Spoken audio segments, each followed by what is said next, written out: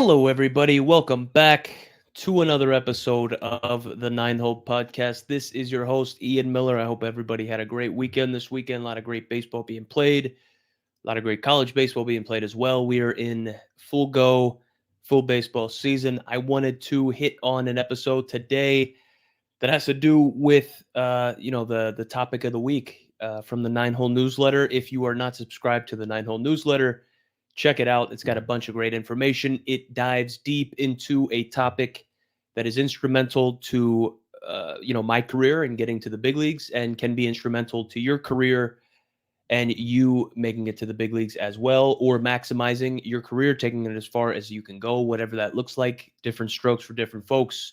Everybody has a different career path. Everybody has different tools. But one thing is for certain, regardless of how highly touted you are as a prospect or how undervalued you are as a nine-hole hitter, one thing remains true: that in order for you to maximize your ability in the game, you need to play your game. And so that's what I wanted to talk about today. I wanted to talk about staying true to yourself on and off the field. And so I wanted to relate that into a couple instances of where staying true to myself and playing my game amongst a sea of people that were doing things differently than me paid off, and exponentially propelled me up forward, moved me forward, had me separate from the pack. And it was eye-opening, man. So I wanted to touch on these things about playing my game, touch on the specific instances, and just kind of relate that to maybe what you guys are going through. So again, I appreciate everybody tuning in, whether this is on YouTube or this is on Apple Podcast. I appreciate you, man. It means a lot if you give me a thumbs up. If you leave a comment, let me know what you think about the podcast, how it relates to you. Any questions, man, hit me with them. I'll answer literally every question I get. Shoot me an email, whatever that looks like. But today, like I said, we are talking about playing your game and staying true to yourself on and off the field. So obviously, man, my name is Ian, and I was a walk-on that made it to the big leagues. For those of you who don't know me, man, my one tool that I really did have and that I needed to maximize in order to get to the big leagues was my speed, my legs. And so I utilized that on the base paths. In the outfield, I was able to track some stuff down, take good routes, right? That's something that I needed to refine over the entirety of my career. But I am prefacing this because, man, I always felt like throughout the entirety of my career, man, I was on the outside looking in. So I was always the dude that couldn't hit home runs. I was always the dude that lacked power. I was always the dude that lacked, slugging percentage. Dudes could leave the yard and put on a fucking show in BP. And here I was hitting oppo line drives, right? Trying to stay disciplined, trying to, iron out my mechanics, stay short and quick through the ball. And everybody else is 6'3", 200 pounds, at least in high school and college with, the teams that I was playing on. And they were able to leave the yard. They had a different style of play. They had a different game. And so the more that I was around that, and the more that I saw, at least in high school, that these bigger grown men who were able to leave the yard on command were getting the attention, the scholarships, the commitments, the attention from professional scouts going into the draft. It's like, man, that's what I need to do. I need to play their game. I need to be like them. When in reality, it's the opposite, man. It's the opposite. So I wanted to touch on that. Like I said, man, I wasn't that kind of player. So whenever I would try to implement or try to play the game like them, try to implement their style of play into my game, that's when I would start, kind of implementing bad habits, man. Starting to loop, get long, try to put the ball in the air. It'd be weak. It'd be, I jam shots. I wouldn't leave the infield, man. So it's like, how can I maximize my ability? How can I maximize my talent? And how can I get to where I'm trying to go with what I got, man? So that's what I wanted to talk about today. I felt like, man, my development, like I was always behind with it. I did not hit my first home run out of the park until my sophomore year of high school, Legion baseball. And even then, man, they questioned it. The officials, the umpires had to stop me at second base. They thought it was a ground rule double because the ball snuck under the fence. That's what they thought. They couldn't believe that I left the yard. And so my first home run ever out of the park, I had to stop at second, and then I did my trot home after they said, it's a home run. There's no way for the ball to go over the fence or under the fence, excuse me. So I felt like I needed to play somebody else's game in order to have the success that they had. And so that was really detrimental to what I was trying to do. And throughout my 9 professional seasons, right, wherever I played, whether it was college, whether it was pro ball, whether it was winter ball, whether it was in double A, whether it was in the big leagues, I found out that I had the most success and I was the most impactful on a baseball team, on a baseball game, right? In a baseball game, on a baseball team, and to the outcome of the game if I just stayed true to myself and I played my game. And so, like, regardless of whatever prospects were on my team, like whatever role that I played, whether I was a bench player, an everyday dude, um, my game was fearless small ball, right? And I had to swallow my pride and bring that out every day. And so when I was able to really buy into that and play my game, like I stood out and I separated from the pack. I kind of wanted to dive into 2 specific examples of when staying true to myself in my game got me to where I wanted to go. So when I was in high school, I grew up in Pennsylvania. There was something called the Carpenter Cup, where so every county had their own team in the Carpenter Cup, and so every county from Pennsylvania, Delaware, and New Jersey came together in this baseball tournament. And so I was on Chester County's team in Pennsylvania, and so I was representing Chester County. My junior year, I didn't make the team. Senior year, I got in there. I snuck in there somehow, man. And I remember it was a legit tournament and it was a legit team. All the top talent in the county, dudes that had scholarships, they were committed to go somewhere. These were men. They had full beards and shit. Like they were on top of their stuff. With that said, these guys had pop. These guys had power. They were able to do stuff with the bat and at the plate that I wasn't yet able to do. I was a late bloomer. Man, I was just a little scrawny kid, little skinny kid that could run fast. And so everybody was bigger than me. Everybody had more confidence. And they all played, pretty serious baseball up into this point for serious teams, man. And everybody could leave the yard with ease in BP. And so they were there to impress scouts or recruiters and try to make a name for themselves. And I was no different, man. And so, like, this tournament, we might only have one game because if you lose, you get eliminated. So I'm in this legit tournament on this legit team. I got this legit chance. I am surrounded by a bunch of legit dudes that play baseball at a legit level, at a high level. And I need to stand out and I need to separate myself from those guys that can leave the yard in BP, man. So I only had an at bat or 2 to do it. And so the pressure's on. How do I do it? Man, we had 18 guys. We had 18 position players. Actually, it might have been 16. So the first 8 started. And then after the halfway point, they rotated the lines, man. So I came in off the bench right around the 4.5 inning mark. Fourth or fifth inning, man, and I ended up getting 2 at bats. I came off the bench, and I ended up grounding into a double play. I saw how everybody else was taking batting practice. I saw what everybody else was trying to do. They were trying to hit 2 home runs in 1 at bat. With 1 swing of the bat, they were trying to hit 2 home runs, right? They were trying to do too much. They were trying to muscle up. They were trying to stand out, and they were trying to showcase their power. They were trying to showcase their strength and their bat-to-ball skills. And, man, everybody was struggling. Everybody was getting diced up. We were losing. And man, no one was making anything happen, right? So my first at bat, I come in off the bench and I ground into a double play, like the one chance that I might have in front of these college coaches, these professional evaluators.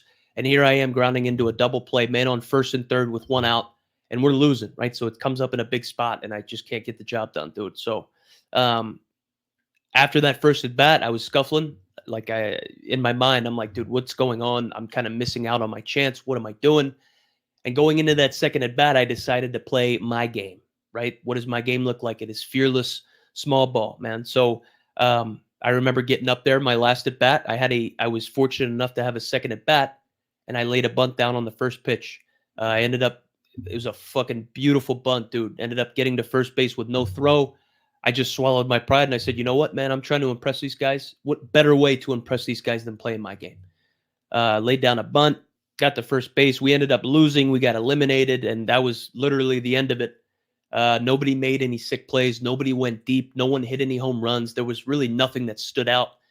It was a pitcher's duel, right? It was a pretty boring baseball game. If you're there to see pitching, I mean, you got your money's worth, man. But We ended up losing, and I remember we huddled up in the outfield. That the coaches kind of took the team, everybody huddled up, and I got praise from the coaches. They said, "Hey, Miller, it's a fantastic bunt, man. That really stood out to us. Like, you played your game. That was fantastic." And so I knew in my mind that everybody here is trying to make a name for themselves. Everybody is trying to leave the yard. Everybody's trying to hit home runs. Everybody's trying to hit the gaps. And here I am in the 9 hole, laying down a bunt to try to make something happen. And so I ended up standing out that way. If the coaches realized it, if I stood out and the coaches saw that and they acknowledged it, damn sure the recruiters and the scouts and the evaluators, everybody that was in the attendance, they noticed it as well. Turns out that was the one and only time that I got to play in front of the Wagner College head coach. Joe Laterrio at the time, that was the one and only time that he got to see me play. And so I was an unrecruited, pretty much Division I walk-on. And I ended up going to Wagner College after Joe Laterrio saw me lay down that bunt in the Carpenter Cup, man.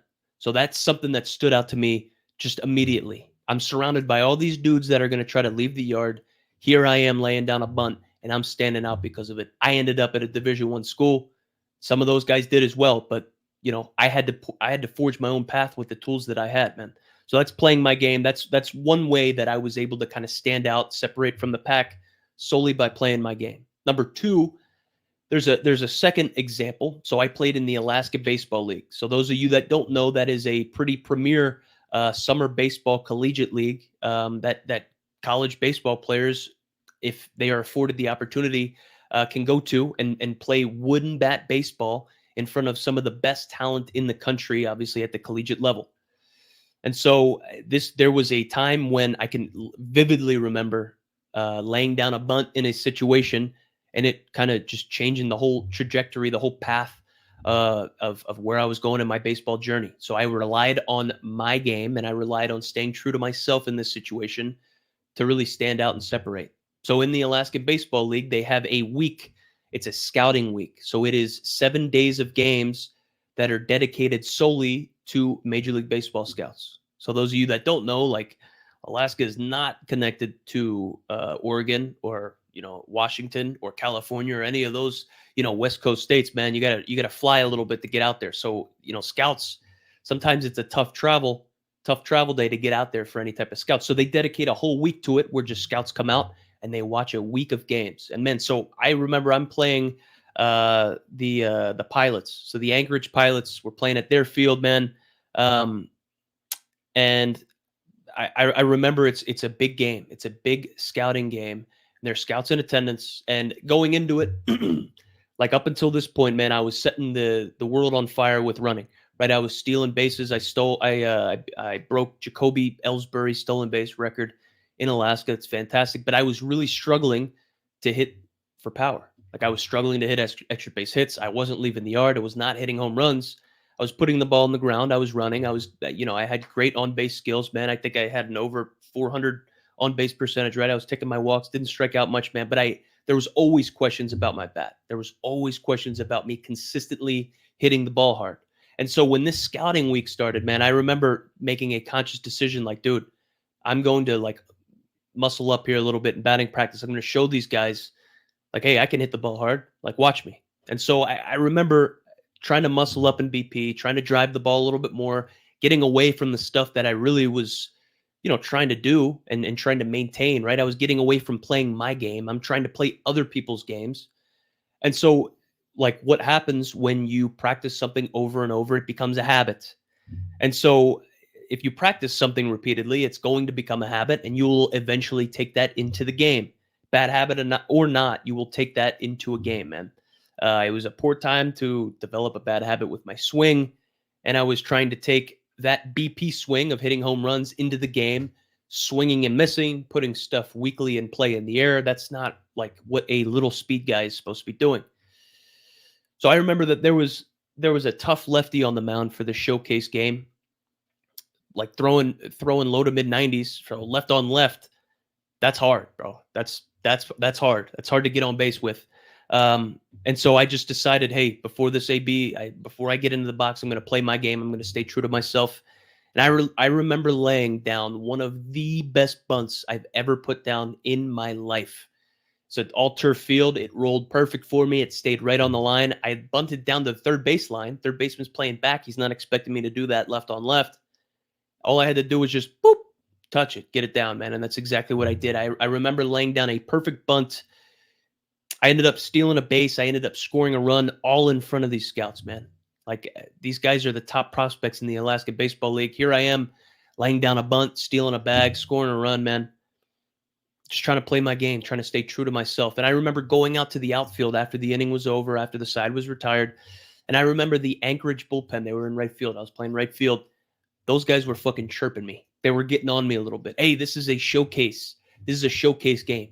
Showcase the bat. Why are you laying down a bunt in a showcase game? What are you doing? That's weak. You know what I mean? Just kind of like chirping me for playing my game, man. And I remember I got pretty bothered by that at the time. I let it get to me maybe a little bit. I didn't say anything back, but I was just like, all right, I'll take mental note of that.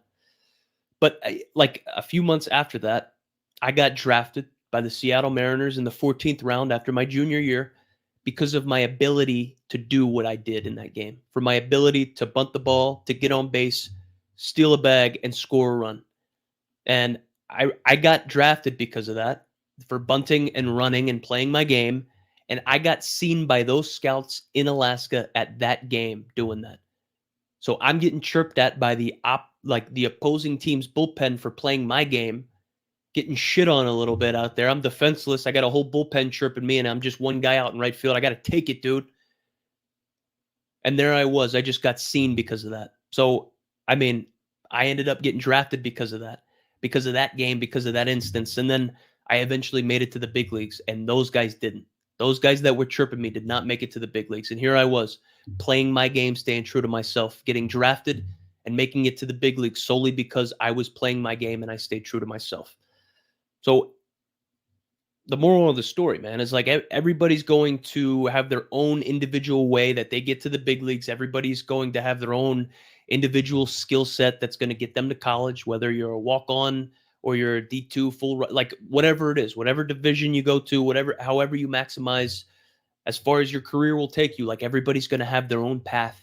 Everybody's going to have their own skill set. Everybody's going to have their own tools, man. But if you focus on playing your game with the tools that you have, and you focus on refining your skills and repeating your mechanics until you can do it over and over again without even consciously thinking about it, and you do that enough times without distractions or interruptions, the sky is the limit. In my opinion, in my non-expert opinion, but what I've experienced, man, that is the secret formula to maximizing your potential in the game. That is the secret formula.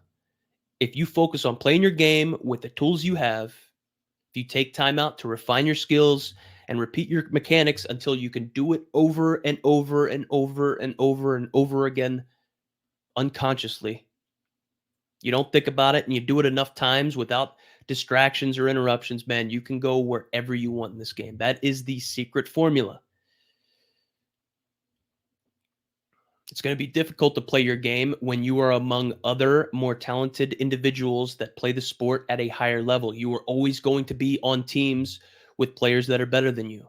You are always going to play on teams with players that can hit the ball farther than you, that can do different things than you, that can do better things than you, right? That's just the nature of the game, man.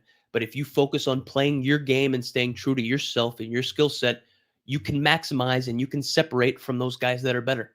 I did it. You can absolutely do it if you stay true to yourself, man.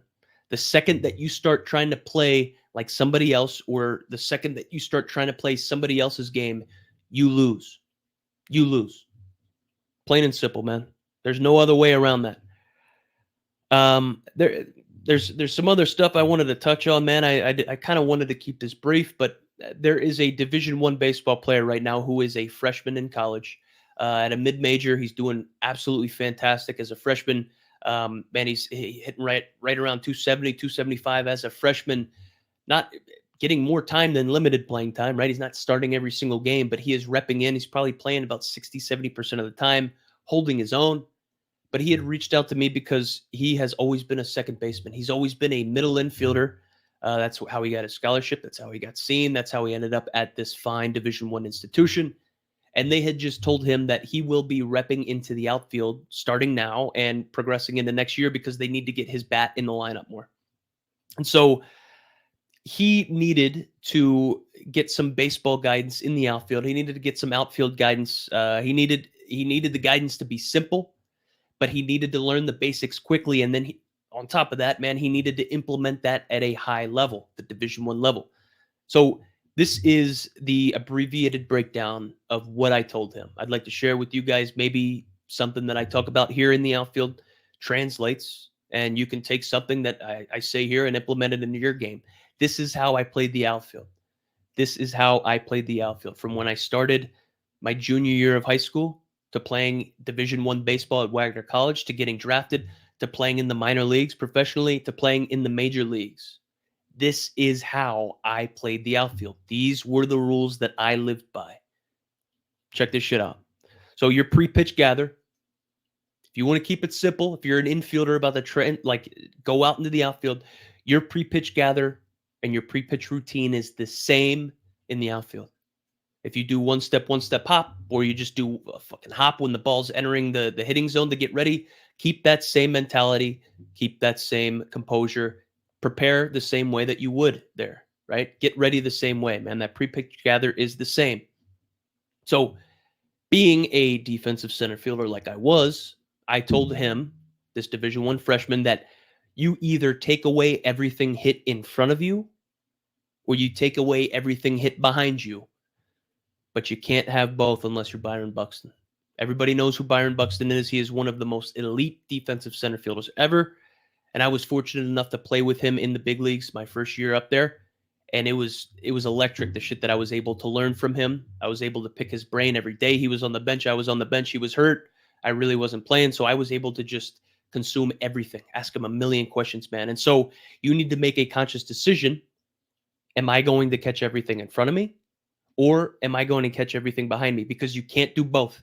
You can't take away both unless you're Byron Buxton, right? So like if I played left field for John Lester, and John Lester's playing, he's pitching against a lefty. He wants the off outfielder, the left fielder, to be in. He wants me in because he wants nothing to drop in front of me. If anything's hit over my head, that's on John Lester. And he was pretty adamant about saying that. So if we want to keep it simple in the outfield, right, and keep it actionable, we need to make a conscious decision. What's our strength? Are we better at going back on the ball, or are we better at breaking in and reading it right off the bat?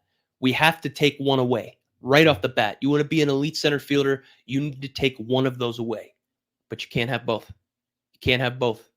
In my defense, I was more comfortable going back on a ball and relying on my speed as opposed to breaking in and having the read. Right? Sometimes I'd struggle with my reads, but I could rely on my speed to go back and go get the ball, or go in the gap and go get the ball.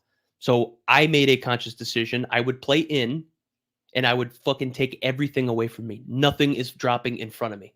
And then if something's hit over my head, well, that's on the pitcher. Why are you leaving something out over the plate to get shellacked, right? And I'd go run it down. But you need to make a conscious decision. Are you the type of outfielder that's going to take everything away in front, or are you going to make sure nothing lands behind you? But you can't have both. Once you start trying to take away both, shit's going to fall. It's tough to cover all that outfield grass, man. So you need to make sure you are consciously taking one of those away. When you play the corners, left field or right field, the ball is always going to slice away from you or curve away from you. If you're in left field and a righty's up, think about this. If you were in left field and a righty is up and he yanks a line drive to you towards the line, what's it going to have? It's probably going to have a little bit of topspin. It's going to be curving a little bit. It's going to be going towards that left field line. On the same side, you have a left-handed hitter up and you're playing left field, right? Which would be Oppo. If he's going to hit a line drive or something softly hit to left field towards the line, it is going to be going away from you. It's going to be slicing away. The same is true in right field. If you're in right field, you're playing right field and there's a lefty up and he yanks something to you, it's probably going to have some top spin, some spin towards the line, right? And if a righty's up and he slices something to you, it's going to be slicing away towards the line. If you play a corner outfield spot, that ball is going to be moving away from you if it is hit to the line, right? I wanted to tell him that. I wanted to make sure that he understood that. With 2 strikes up until AA or AAA, man, I would take a few steps in and oppo. So once I got to AAA and the big leagues, like dudes can bang with 2 strikes. Those are big boys and they're professional hitters. They can hit with 2 strikes. But up until then, in college, in the low minor leagues, mid minor leagues, like people are just trying to put the ball in play. Nobody wants to strike out. So they're probably more prone to putting the ball in play with 2 strikes, oppo, and pretty soft, man. So no one's gonna beat me over my head with 2 strikes. That was my kind of game plan. So I was making sure that I was coming in and I was making sure I was taking that away. So a couple more things that I was talking to him about was batting practice, man. So I told him that as an outfielder, you can replicate and you can have all of these drills in the outfield, man, but batting practice is the most important time for you to get your work in. What other time are you going to be able to take live reads in the outfield and go balls to the wall to see A, what you're capable of, and B, what your range is? How are you going to know if you can get to that ball in the gap if you've never practiced getting to that ball in the gap? How do you know what the boundaries are if you've never tested the boundaries? You need to shag hard. I mean, that's crazy for me to say, shag hard and BP. You need to take BP full speed. That's a better way of saying shag hard and BP, right? Take BP full speed, man. It is the most important time to get reads in. Don't fuck around in BP. Take that serious if you're an outfielder. If you want to take your defense serious, you need to take BP serious. Yeah, the most important drill for an outfielder is shagging batting practice full speed. Your only job in the outfield is to catch the balls in the air that you can get to. Other than that, get everything else to the cutoff man as quickly as possible. Your job as an outfielder is to catch the ball when you can, and when you can't catch the ball in the air, get it to the cutoff man as quickly as possible. Dude, it seems so easy. It seems so easy, but we all know that once we get on the field in between the lines and the bright lights are shining, like the mind starts moving at 1,000,000 miles an hour. Keep it simple. Catch everything you can. Get the ball to the cutoff man as quickly as possible, and you will never mess up. Anything that you can get to on one hop, you could have potentially caught. So we want to take away everything. We want to be aggressive. A good way of looking at that and thinking of it is like, hey, I got to that ball on a one hop. It dropped in front of me, and I got it on one hop. You should have caught it. It could be a read or it could be a route. Right? That's something that you need to practice in batting practice. Your jump and your first 3 steps determine if the ball is caught or if it drops. The first 3 steps, man. I also told him that if you're an average runner, but you run good and efficient routes, you can be a well above average defensive center fielder. So if you don't run a 6.2 or a 6.3 in the 60-yard dash, but you have good efficient routes, if you have a good reaction time, if you have an efficient first step, your first 3 steps are great, they're efficient, they're moving you to the ball, you are gaining ground, you can literally be a better defensive outfielder, a better defensive center fielder than dudes that can run 6.2s or 6.3s like I could, right? If you take good efficient routes and you have a good first step, you can make up that ground from not being a plus runner. That is the truth, man. That's the truth. Another big thing to utilize in batting practice, man, we talked about batting practice being key for defensive outfielders or any type of outfielders, right? Center fielders, left fielders, right fielders. You need to practice looking off the ball, man. So take a route, go live for a pitch or two, and if something's hit to you, make your break to it, look at it, look off for 2 or 4 steps, and run to where you think the ball's going to go. That is fantastic practice for an outfielder. Albert Almora, ex-World Series champion with the Chicago Cubs and one of the best defensive center fielders I've literally ever seen and played against. He does that in batting practice. He came on the 9 hole and he preached that, man. Look off the ball. Practice looking off the ball in batting practice. You're going to need to do it at some point. Padded walls will not hurt you, but you need to know how the ball caroms or bounces off of that wall before the game even fucking starts. Go out there in batting practice or go out there before BP, take a baseball, and throw that ball off of every single wall that is out there. If it's a chain link fence, if it's the top of the fence with the yellow plastic padding around it, if it's a padded wall, if it's like a fold away, whatever it is, man, take a baseball and throw that baseball off of that wall. See how it bounces off of the wall. So when you're in the game and something's hit over your head and you're running back to go get it and that ball bounces off the wall, you're not surprised by how it comes off. You already know how that ball is going to come off. That can help your team out. That can help your stats out. You can throw that guy out at second base if you're prepared. I got a lot of my assists in baseball throwing that guy out at second base with balls over my head, right? That's big time, man. You need to know the outfield. On a play where two outfielders converge on the same ball and they have a chance to lay out and make a fantastic play, if it's going to be aggressive, the center fielder goes in front and the center fielder lays out for that ball. The left fielder or the right fielder is there for backup. So let's say Byron Buxton's in center field and Ian Miller's in left field. If something is hit in the left center field gap and Byron Buxton's coming this way and Ian Miller's coming this way, I want my platinum glove winner. I want my gold glove winner. I want the strongest outfielder, the most athletic guy who's usually in center field. I want him taking lead. I want him going in front, and I want him laying out for the ball and making that play. The off outfielder backs up, man. So it's like you're not converging on the ball at the same time and diving into each other. One's going in front, one's going behind to back up. The center fielder takes charge. The center fielder takes that aggressive catch. So those are the things that I ran that outfielder through. Well, that infielder that is now transitioning into the outfield through. That's everything I got for you today, man. Just one last thing, man. I had somebody on the podcast. So Adrian Lorenzo had came on this past week, and he's in the player development. He was in player development for the Marlins, and so he specifically dealt with international scouting.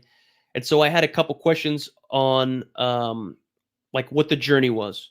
How difficult were the trials and tribulations that these Dominican, these Venezuelan, these Mexican, the foreign players had to face in order to get to the big leagues, man. And he really kind of shed some light on it. And he was talking to me about oftentimes when they come over to the States, dude, they're young. They're 17, 18, 19 years old. They have no family over here.